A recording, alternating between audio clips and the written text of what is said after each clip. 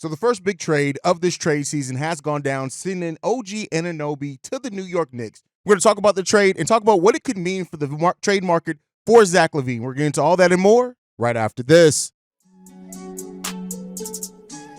You are now tuned in to Chicago Bulls Central, your number one place for all Chicago Bulls news and content.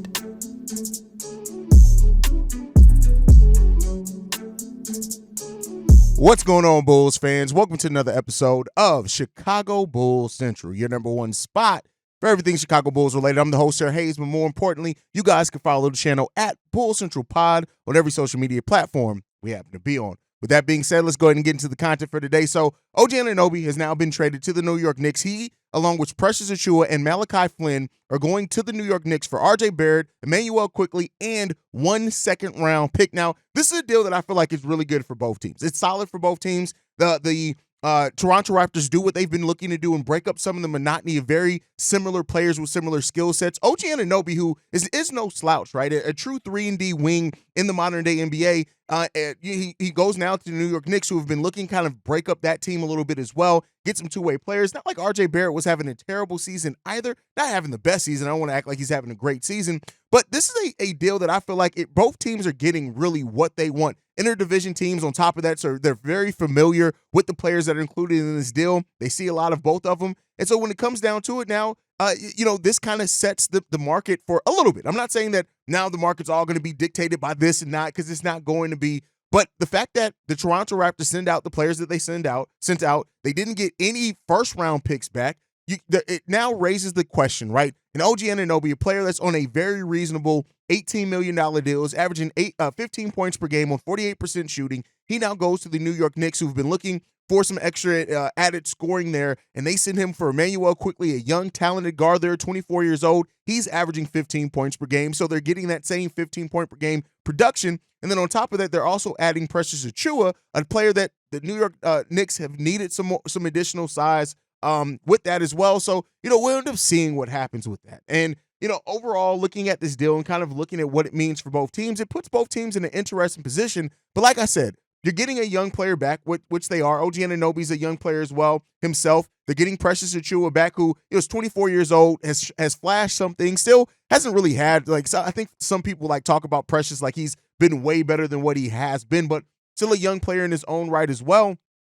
And you now get to roll the dice there and see what the New York Knicks are going to get. But OG Anunoby has been a player that a lot of people have mentioned kind of in the same vein as Zach LaVine. And that's why I want to talk about what does this mean for the Zach LaVine trade? Because when you look at it, a lot of teams that were interested, rumored in OG Anunoby had Zach LaVine on their board, even though those teams kind of preferred Zach LaVine. We're talking about the Los Angeles Lakers, who we've heard kind of maybe even favored OG Anunoby, and also DeJounte Murray, who just became available. And then the Philadelphia 76ers, who were rumored and interested in OG Anunoby. Now he goes to New York Knicks, and this could start and jumpstart other teams in the Eastern Conference needing to add talent to their team, depending on how other teams look at this acquisition. There's still more than enough time. The January 15th deadline still is not passed up either. So there's still quite a bit of time to really take a look and review what these teams may need, between now and the trade deadline. But best believe teams that were rumored interested in Zach LaVine, especially Philadelphia 76ers,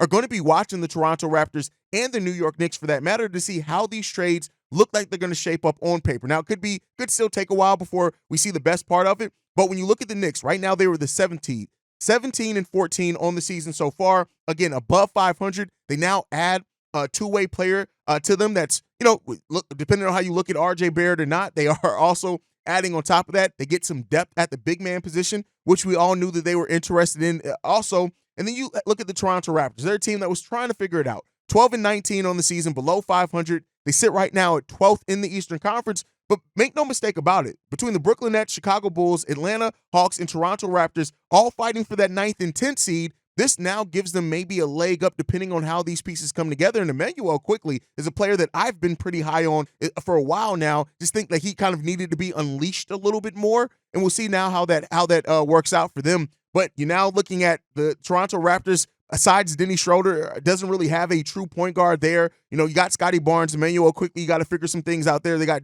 Gary Trent Jr., RJ Barrett now joins that team as well. RJ Barrett, a player who's out right now with injury, but he's been averaging 18 points per game. So again, they get some scoring, not a lot of, it brings some of that same monotony, but not a lot of the same. So we'll see what happens with that. But this is a big time trade. So now to bring it all together, we talked about what it means for the teams that were involved in it. What does this mean for the market for Zach LaVine? I've already talked a little bit about the Philadelphia 76ers, a team that was rumored interested in OG Anunoby and Zach LaVine, but preferred OG Anunoby. A team like now, if this really works out for both of these teams, these are teams that both could be moving up. And if they do that, the Philadelphia 76ers may want to go ahead and pull the trigger on a move to bring in some of their assets. And that's really what's going to always benefit the Bulls best. For a team, a player in Zach LaVine that's rumored to have no trade market, when other teams start making deals, you start seeing things start changing. The perception around teams start changing as well. It depends on how this move works out. So now teams get a chance a month to look at how the New York Knicks, specifically it being the 7 seed, does this push them above the Cleveland Cavaliers, who have their own injuries to deal with? Do the Orlando Magic, who are 5-5 now in their last 10, after really looking good, do they drop down some, and can the New York Knicks pass them up? And it could put some of these teams in a position where they now are looking to make a move. And I think that this is kind of having a player like OG Anunoby moved early may be the best as far as getting teams more interested in Zach LaVine, but that's if the deal works. And the fact that both the teams in this trade are in the Eastern Conference, it could make other teams in that race for those spots, those playoff spots and play-in spots, maybe pull the trigger on deals as well. We've heard teams like the Miami Heat may be interested, who sit right there, the 4th seed, right? The Philadelphia 76ers, we already talked about them, that could be interested, right? So again, I'm not saying that it makes it way more likely as of right now for Zach LaVine to be traded, but I think more so you got to look at what these teams got back, right? So they send out a young player in OG Anunoby, still fairly young, right? Not extremely young, but still fairly young. And they sent out 2 24-year-old players for him. And so the Chicago Bulls, we've always heard want young players if they can get them, but players that are win now, right, ready to go. And also, we've heard recently that the Chicago Bulls maybe aren't as interested in some of those far off draft picks. And the fact that only a 2nd-round pick went back in this, I think it really depends on what you're going to get for Zach LaVine. So if a team is going to offer mainly expiring salary, I think this increases the chance of a 1st-round pick. But I think if a team is offering a talented young player plus salary filler, that may make the chances of a 1st-round pick for a player that had more doubts, surprisingly enough, around them as OG Anunoby. Maybe it means that the Bulls find it a little bit harder. Future assets are kind of what they want. But for right now, a trade has went down. It's in the Eastern Conference, the same conference that the Chicago Bulls sit in. And, with other moves and DeJounte Murray being available, I think they also made Clint Capella available. There are a lot of players right now that have been rumored to be made available. OG Anunoby is just the first domino to fall. But now we got to know how this could affect Zach LaVine and trade going forward. Does this maybe up that timeline? I think teams are going to want to say, and I think that puts the Bulls in a better situation in just the sense that teams are going to wait and see how well this works out for these teams. If it doesn't work out for the Knicks at all, let's say they get worse or just stay the same, it's not really going to help the trade market of Zach LaVine. But if the New York Knicks getting OG Anunoby and Precious Achiuwa help push them further along to where they are starting to surprise some teams and the balance of that roster works out better, best believe that the teams that were former rumored to be interested in Zach LaVine and that went out may get back in and being interested in Zach. But let me know what you guys think on everything down below. Make sure you're following the show at Bull Central Pod. You can send us any feedback, questions, comments, concerns, bullcentralpod@gmail.com. And then lastly, if you want to leave a text message and our voicemail, the number to do so, 773-270-2799. We are the #1 spot for everything Chicago Bulls related, thanks to you guys. And like I like to end every episode on, go Bulls. Love you guys. See red if you can, y'all. Peace. This has been a presentation of the Break Media.